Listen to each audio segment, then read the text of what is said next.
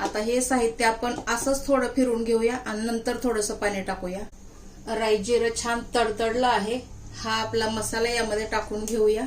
सर्वात आधी आपण टाकूया 1 चमच बेसन टाकूया। नमस्कार मंडळी, मी स्नेहल तुमचे माझ्या किचन मध्ये मनापासून स्वागत करते। हे आहे 1 वाटी सोयाबीन। सर्वात आधी यामध्ये आपण गरम पाणी टाकून एक 10 मिनिट भिजायला ठेवूया। चला आपण आता हे साईडला ठेवून देऊया, पुढचं प्रोसेस करूया। यासाठी आपल्याला थोडे मसाले लागतील। सर्वात आधी आपण टाकूया सुकं खोबरं थोडंसं। हे झटपट रेसिपी आहे मंडळी, ह्याला काय भाजा भिजायची आवश्यकता नाही। 2 लवंगा आणि थोडीशी काळी मिरी आहे। यामध्ये टाकूया आपण 2 टोमॅटो, 1 कांदा टाकूया। यामध्ये टाकूया कोथिंबीर आणि पुदिन्याची पानं, एवढा लसूण आहे आणि थोडीशी अद्रक। आता हे साहित्य आपण असंच थोडं फिरून घेऊया आणि नंतर थोडंसं पाणी टाकूया।